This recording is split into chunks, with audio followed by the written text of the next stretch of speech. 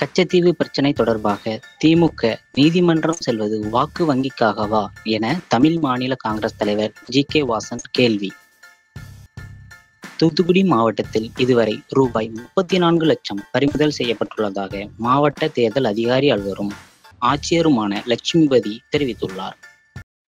கச்சத்தீவு பிரச்சினை தொடர்பாக திமுக நீதிமன்றம் செல்வது வாக்கு வங்கிக்காகவா என தமிழ் மாநில காங்கிரஸ் தலைவர் ஜி.கே. வாசன் கேள்வி. தூத்துக்குடி நாடாளுமன்ற தமாக வேட்பாளர் எஸ்.டி.ஆர். விஜய்சீலனை ஆதரித்து இன்று திருச்செந்தூரில் பிரச்சாரம் மேற்கொள்ள வருகை தந்த தமிழ் மாநில காங்கிரஸ் கட்சியின் தலைவர் ஜி.கே. வாசன் திருச்செந்தூர் சுப்பிரமணிய சுவாமி கோவிலில் சுவாமி தரிசனம் செய்தார்.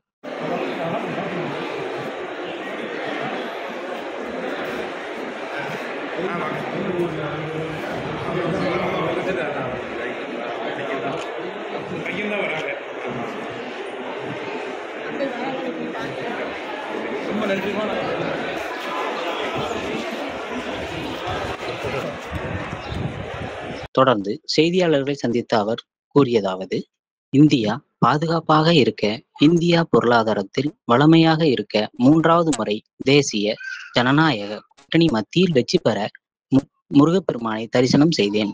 தமாக போட்டியிடும் 3 இடங்களிலும் வெற்றி வாய்ப்பு பிரகாசமாக உள்ளது என தெரிவித்தார். கச்சத்தீவு பிரச்சனை இப்போ பாஜக கொண்டு வர்றது வந்து அரசியல் காரணம், அரசியலுக்காகவே கச்சத்தீவு பிரச்சனை இப்போ கொண்டு வராங்க அப்படிங்கிறது ஒரு பாஜக அரசியலுக்காக கச்சத்தீவு பிரச்சனையை கொண்டு வருகின்றது என்றால் தமிழகத்தினுடைய மரியாதைக்குரிய முதல்வர் அவர்கள் இன்று நான் கச்சத்தீவு சம்பந்தமாக கோர்ட்டுக்கு செல்வேன் என்று கூறுவது வாக்கு வங்கிக்காகவா என்று நான் கேட்க விரும்புகிறேன்.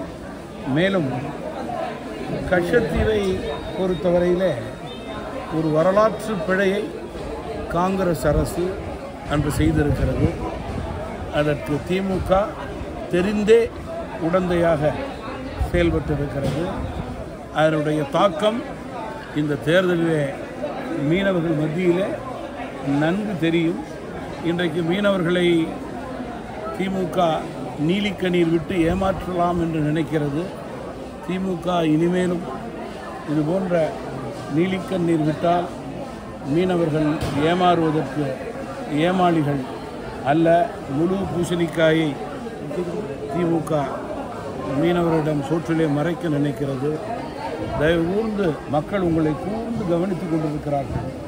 நீங்கள் தமிழக மக்களுக்கு ஆற்றுகின்ற தவறான பணியை சரியான நேரத்திலே பாடம் கட்டும் வரவிலே உங்களுக்கு பாடம் கற்றுக் கொடுப்பார்கள். தூத்துக்குடி மாவட்டத்தில் இதுவரை ரூபாய் 34 லட்சம் பறிமுதல் செய்யப்பட்டுள்ளதாக மாவட்ட தேர்தல் அதிகாரி அலுவலரும் ஆட்சியருமான லட்சுமிபதி தெரிவித்துள்ளார்.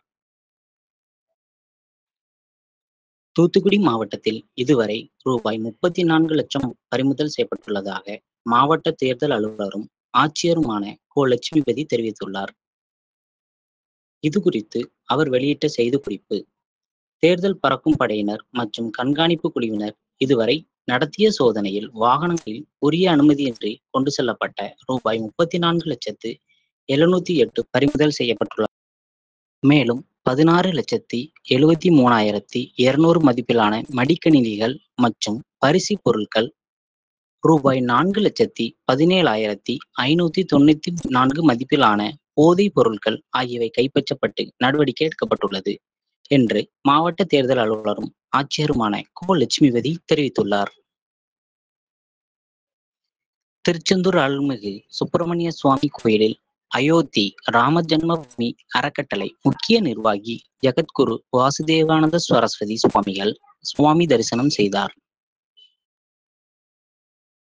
தூத்துக்குடி மாவட்டம் திருச்செந்தூர் அருள்மிகு சுப்பிரமணிய சுவாமி திருக்கோயிலுக்கு அயோத்தி ராம ஜன்மபூமி அறக்கட்டளை முக்கிய நிர்வாகி ஜகத்குரு வாசுதேவானந்த சரஸ்வதி சுவாமிகள் தரிசனம் செய்தார்.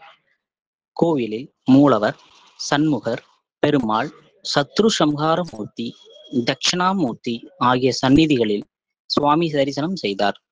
கோயில் உள்துறை அலுவலகத்தில் வைத்து அவருக்கு பிரசாதம் வழங்கப்பட்டது. பராமரிப்பு பணிகள் காரணமாக தூத்துக்குடி நெல்லை ரயில் ரத்து செய்யப்பட்டுள்ளது. மதுரை கோட்ட பகுதியில் ஏப்ரல் மாதத்தில் ரயில் பாதை பராமரிப்பு பணிகள் நடைபெறவுள்ளன. இதன் காரணமாக ரயில் போக்குவரத்தில் சில மாற்றங்கள் செய்யப்பட்டுள்ளன. அதன்படி வருகிற 7ஆம் தேதி முதல் 14ஆம் தேதி வரை தூத்துக்குடியில் இருந்து மாலை 6:25 மணிக்கு புறப்பட வேண்டிய தூத்துக்குடி நெல்லை ரயில் மற்றும் நெல்லையில் இருந்து காலை 7:35 மணிக்கு புறப்பட வேண்டிய நெல்லை தூத்துக்குடி ரயில் ஆகியவை முழுமையாக ரத்து செய்யப்படுகிறது. வருகிற 22ஆம் தேதி நெல்லை பாலக்காடு நெல்லை ரயில்கள் கொல்லம் நெல்லை இடையே பகுதியாக ரத்து செய்யப்படுகிறது. வருகிற 7ஆம் தேதி 14ஆம் தேதி ஆகிய நாட்களில் தூத்துக்குடியில் இருந்து இரவு 11:35 மணிக்கு புறப்பட வேண்டிய ஓஹோ விரைவு ரயில் வருகிற 8-15ஆம் தேதி அதிகாலை 1:30 மணிக்கு 1 மணி நேரம் 15 நிமிடங்கள் தாமதமாக புறப்பட்டு செல்லும் என்று தெற்கு ரயில்வே அறிவித்துள்ளது.